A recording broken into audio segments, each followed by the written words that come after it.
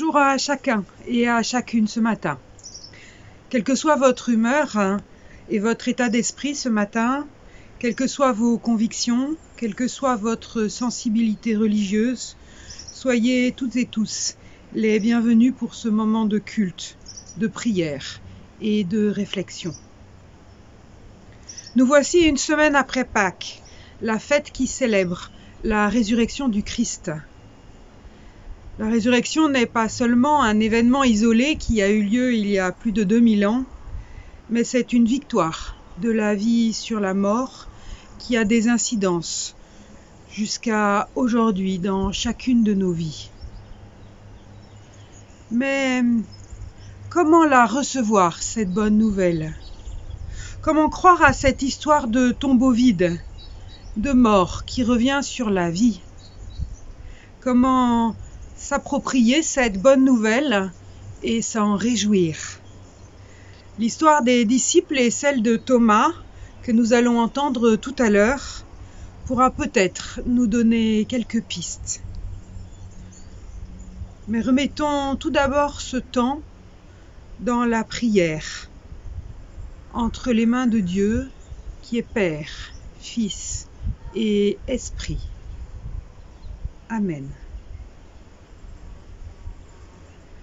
Je vous invite à la louange. Et nous le ferons ce matin avec le psaume 121. Ce psaume qui accompagne les pèlerins dans leur cheminement vers Jérusalem et qui peut nous accompagner tout au long du chemin de nos existences. Écoutons donc ce psaume 121. Je lève les yeux vers les montagnes. D'où le secours me viendra-t-il? Le secours me vient du Seigneur, l'auteur des cieux et de la terre.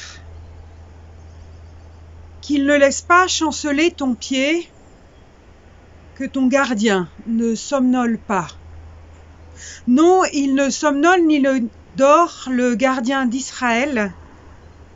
Le Seigneur est ton gardien, le Seigneur est ton ombrage. Il est à ta droite. De jour, le soleil ne te frappera pas, ni la lune pendant la nuit. Le Seigneur te gardera de tout mal, et il gardera ta vie. Le Seigneur gardera tes allées et venues dès maintenant et pour toujours. Nous prions. Seigneur, ta parole a accompagné l'histoire des hommes. À travers elle, ton Fils est venu mettre ses pas dans les pas de l'humanité. Ta parole résonne dans la vie des hommes, mais parfois, nous préférons le brouhaha de nos existences. Ta parole vibre comme une bonne nouvelle pour tous les hommes, mais souvent, blessures et meurtrissures nous empêchent de l'accueillir comme telle. Ta parole appelle la miséricorde de tous les hommes pour leurs sœurs et leurs frères, mais trop fréquemment, notre propre confort nous fait détourner les yeux des mains qui se tendent. Ta parole résonne, même quand tout n'est que silence dans nos existences. Ta parole est espérance. Oui, c'est l'espérance d'un matin de Pâques qui nous fait nous tourner vers toi. Oui, c'est l'espérance qui naît d'un tombeau vide, qui s'ouvre pour que nos vies se déploient, qui nous donne la force de nous confier en toi lorsque nous ne trouvons plus la force en nous-mêmes. Nous venons avec notre humanité, avec notre brouhaha, avec nos blessures, avec notre confort, avec notre silence, accueille notre humanité telle qu'elle se présente à toi. Et dans notre brouhaha, comme dans notre silence, viens faire de ta parole une parole de vie. Amen.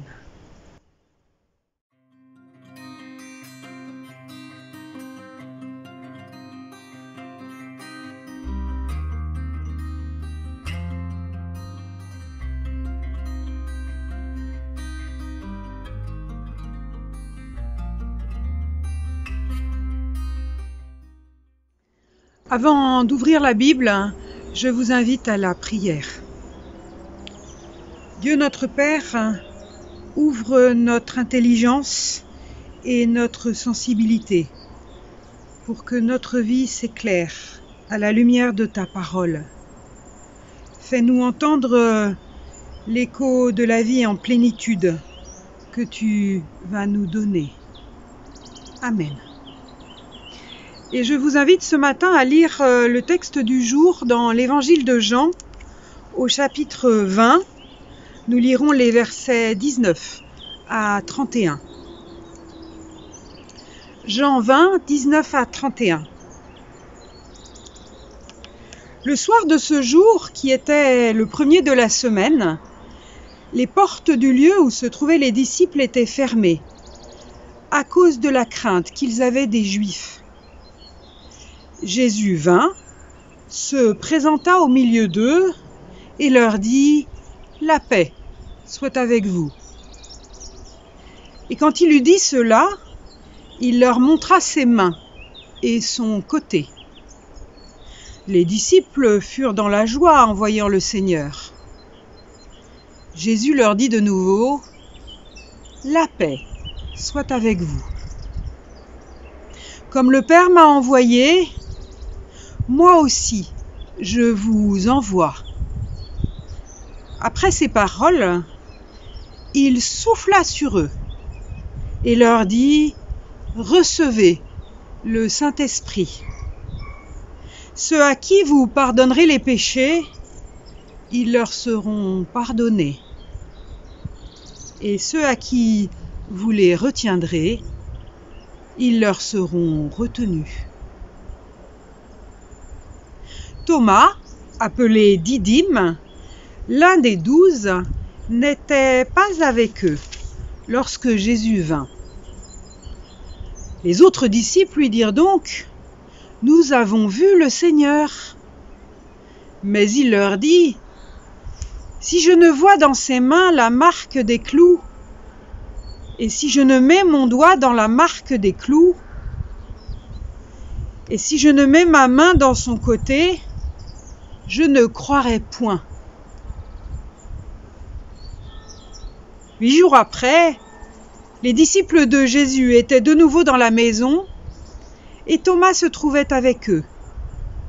Jésus vint, les portes étant fermées, se présenta au milieu d'eux et dit « La paix soit avec vous. » Puis il dit à Thomas « Avance ici ton doigt et regarde mes mains. Avance aussi ta main et mets-la dans mon côté. Et ne sois pas incrédule, mais crois. » Thomas lui répondit « Mon Seigneur et mon Dieu. » Jésus lui dit « Parce que tu m'as vu, tu as cru. Heureux ceux qui n'ont pas vu et qui ont cru. » Seigneur, ta parole est une lampe sur nos routes. Éclaire-nous. Amen.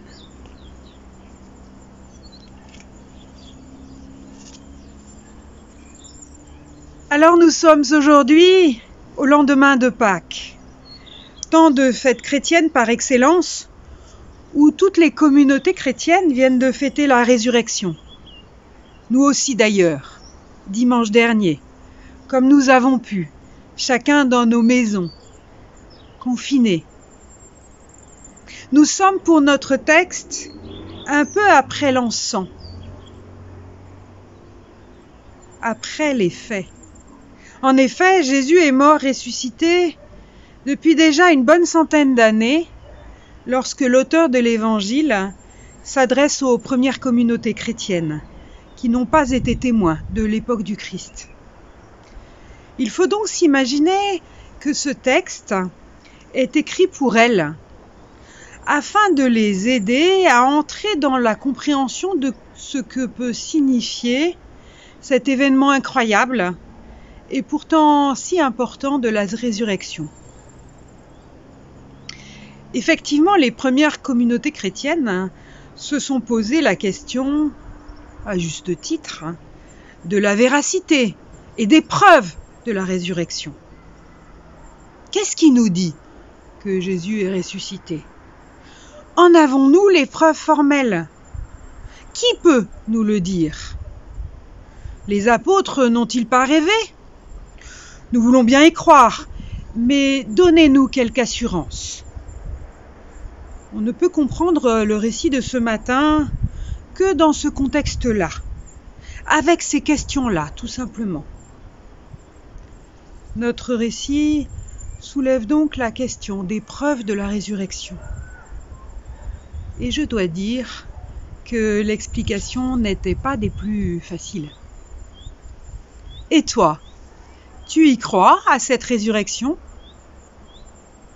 Jean met en scène la séquence.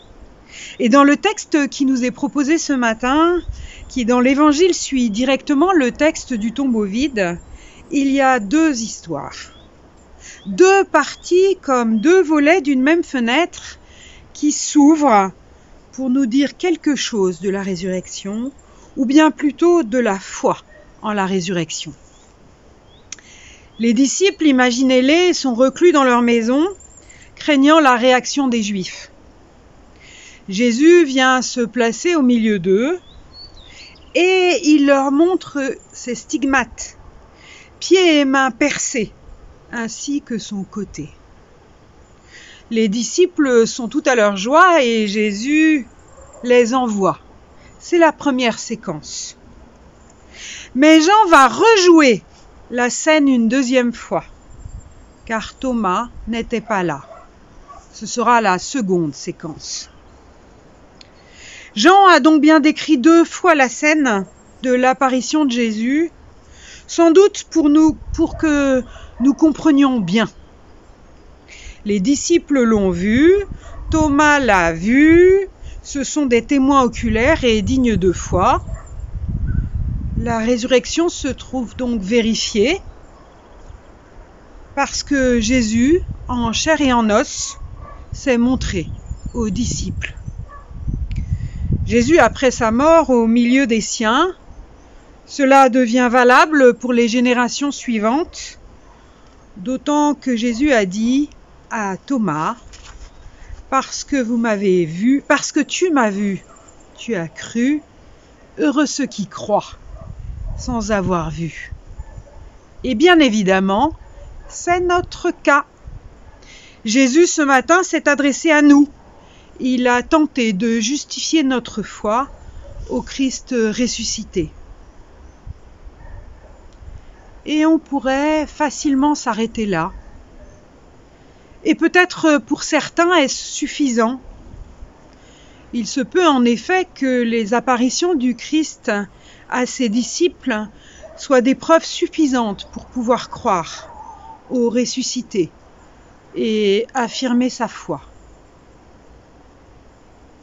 Si demain quelqu'un vous demande « Et toi, tu y crois à la résurrection ?» Vous lui répondrez alors « Bien sûr, il est apparu à Jésus et à ses disciples après sa mort. Et 2 fois même. C'est bien la preuve que c'est vrai, non ? Peut-être votre interlocuteur sera-t-il satisfait. Et ce sera tant mieux. Mais ce ne sera peut-être pas le cas. Et aura-t-il besoin de creuser un peu plus la question ? Et il me semble que c'est ce que fait notre texte, qui va un peu plus loin et qui nous emmène avec les disciples d'abord, puis avec Thomas ensuite, sur un chemin un peu plus complexe de réflexion sur la question de la foi, de notre foi au Christ ressuscité. Revenons donc au texte dans un premier temps avec les disciples reclus dans leur maison. Jésus leur dit « La paix soit avec vous. Comme le Père m'a envoyé, à mon tour je vous envoie. » Ayant ainsi parlé, il souffla sur eux et leur dit « Recevez l'Esprit Saint. Ceux à qui vous remettrez les péchés, ils leur seront remis. Ceux à qui vous les retiendrez, ils leur seront retenus. » La résurrection et sa preuve, si j'ose dire, se trouverait-elle dans ces paroles de Jésus? Il me semble qu'il nous dit 3 choses. La paix soit avec vous. Il n'y aurait pas de foi ni de croyants sans cette paix donnée de la part de Christ. Cette paix, elle nous pose, elle nous enracine, elle fonde notre foi et surtout notre engagement. La paix soit avec vous. C'est un don. Première chose. Deuxième chose que nous dit Jésus, il envoie ses disciples. Là encore, c'est incontournable.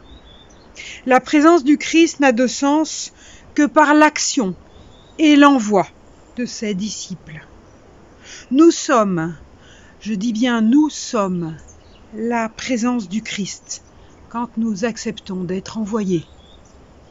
Nous voyons combien la résurrection n'est pas un moment du passé, une contemplation, mais au contraire un mouvement, l'envoi et l'action de ceux qui le suivent.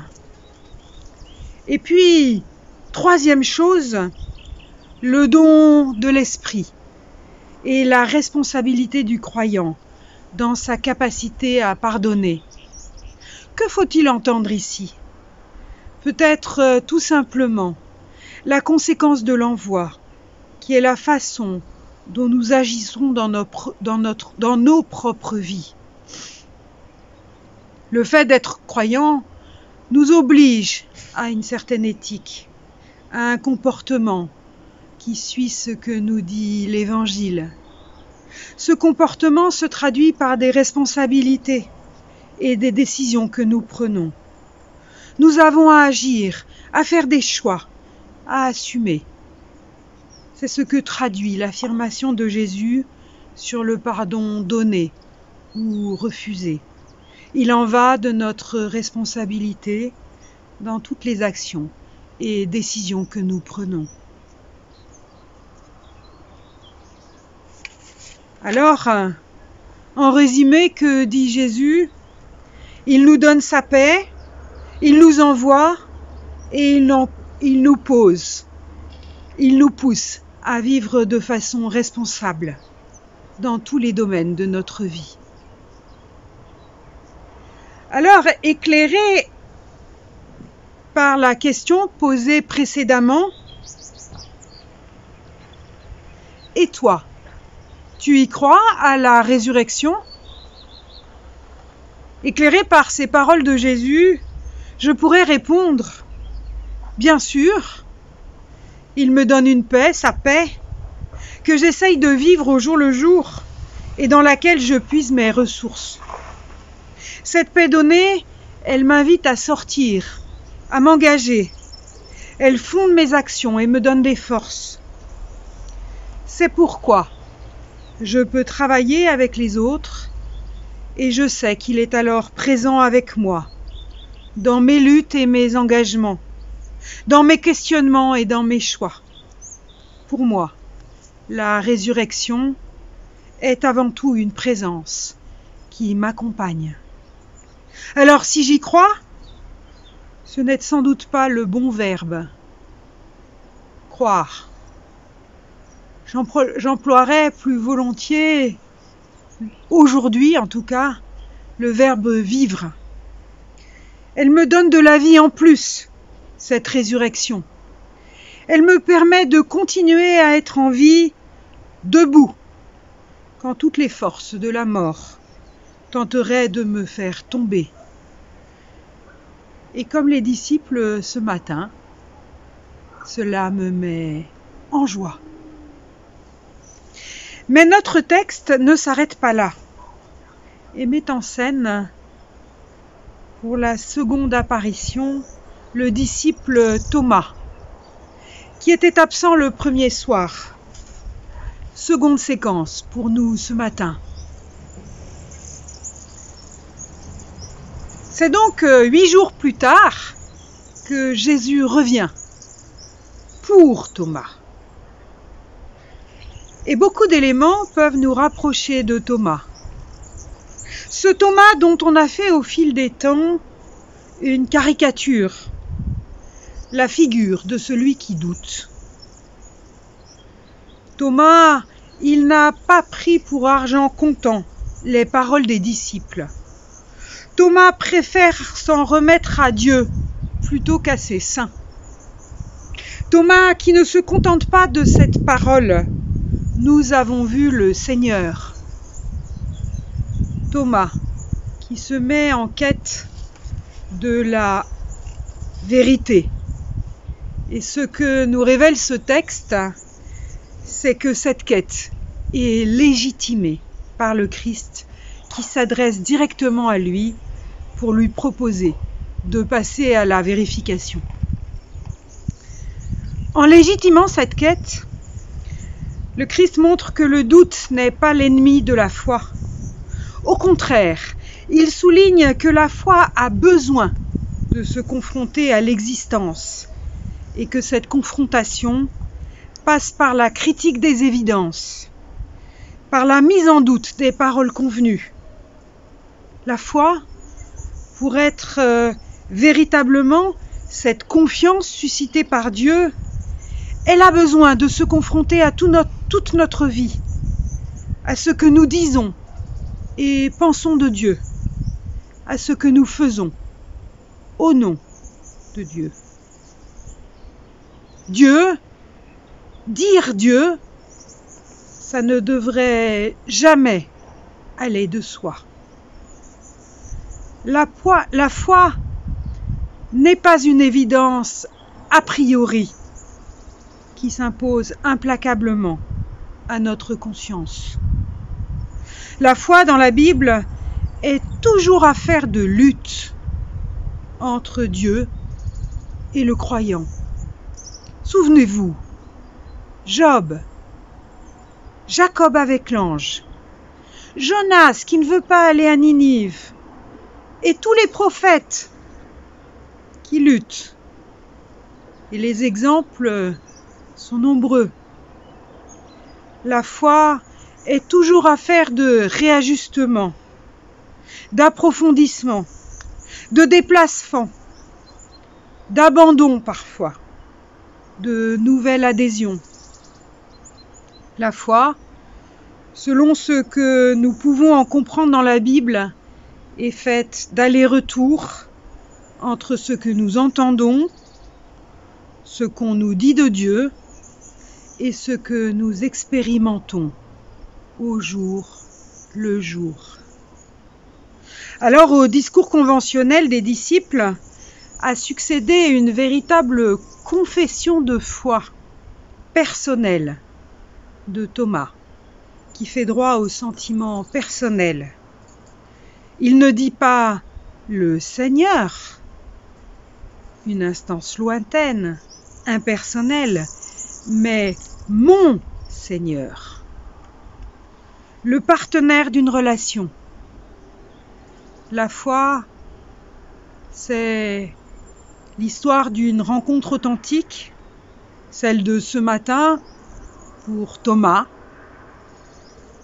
qui assure les doutes, les hésitations, les questionnements, les élans, le sentiment religieux, peut-être aussi la raison.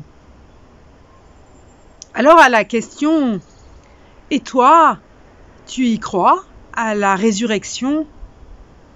éclairé par la figure de Thomas et la réponse de Jésus, je pourrais répondre « Oui, mais cela n'est pas un long fleuve tranquille. Ce n'est pas un acquis.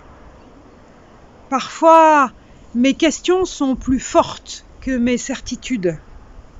Souvent, mes convictions sont ébranlées. Mais je sais au fond de moi-même qu'une espérance plus forte que tout, plus forte que la mort, est là. Même si parfois elle est très lointaine et très profondément enfouie. Le doute fait partie de ma foi. Il me permet de chercher, de remettre en question, de m'interroger et parfois même de critiquer, voire de protester. Non, ce n'est pas un long fleuve tranquille, mais c'est ce qui donne sens à ma vie, c'est ce qui me remet debout après les épreuves, c'est ce qui me permet de traverser au jour le jour ce qui m'est donné de vivre seul et avec les autres. Amen.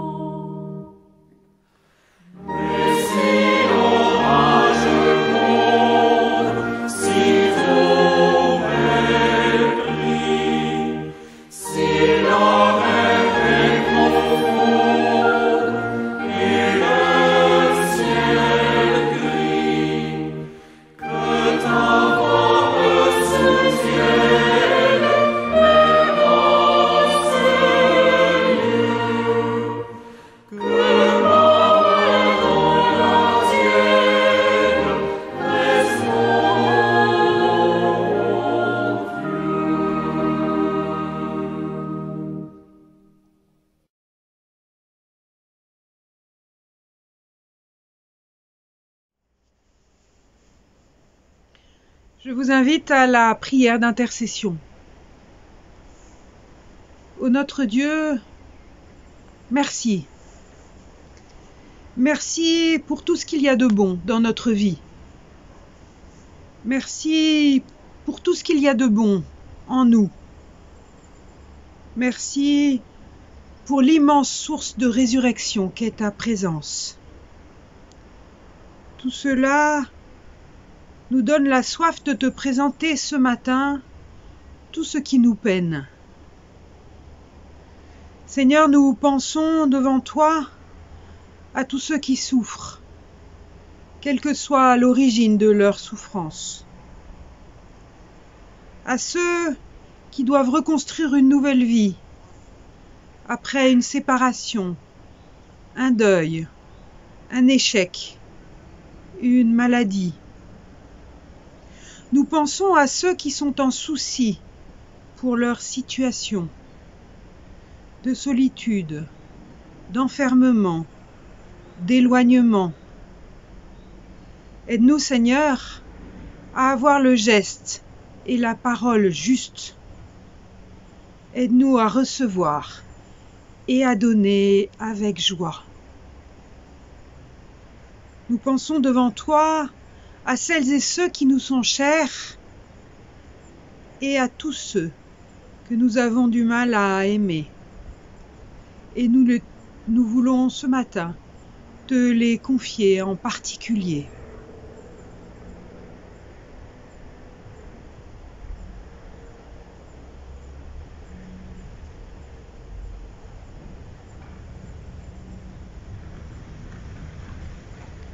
Et nous te disons maintenant cette prière que tu nous as apprise et qui parfois nous donne des mots lorsque nous ne savons pas très bien comment te parler. Notre Père qui es aux cieux, que ton nom soit sanctifié, que ton règne vienne, que ta volonté soit faite sur la terre comme au ciel. Donne-nous aujourd'hui notre pain de ce jour. Pardonne-nous nos offenses, comme nous pardonnons aussi à ceux qui nous ont offensés. Et ne nous laisse pas entrer en tentation, mais délivre-nous du mal, car c'est à toi qu'appartiennent le règne, la puissance et la gloire pour les siècles des siècles. Amen. Et je vous invite maintenant à entendre les paroles d'envoi et de bénédiction. Au loin, une voix nous parle, une voix que la raison n'entend pas toujours, que la souffrance brouille parfois. Un horizon se dessine que nous avons bien du mal à discerner, comme une lumière qui inonderait de sens tant l'harmonie que le désordre, la mesure que la folie, la paix comme la violence. Une lumière, une façon de voir et d'aimer le monde, de s'y engager pleinement, totalement.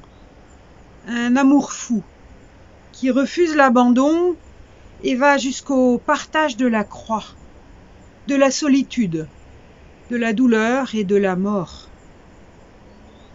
Un amour, une présence inscrite au cœur de toute histoire, même la plus terrible.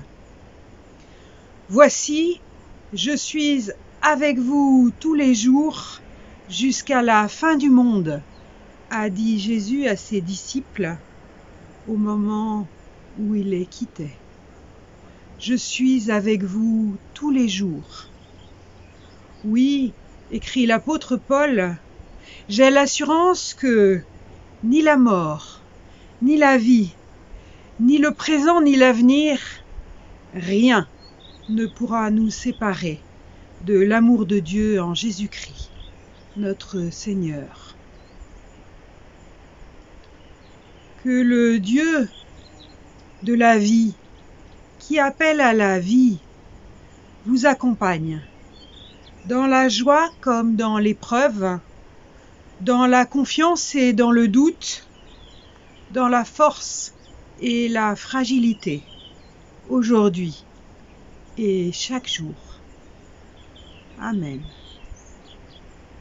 Bon dimanche à chacun et à chacune. et à bientôt. Au revoir.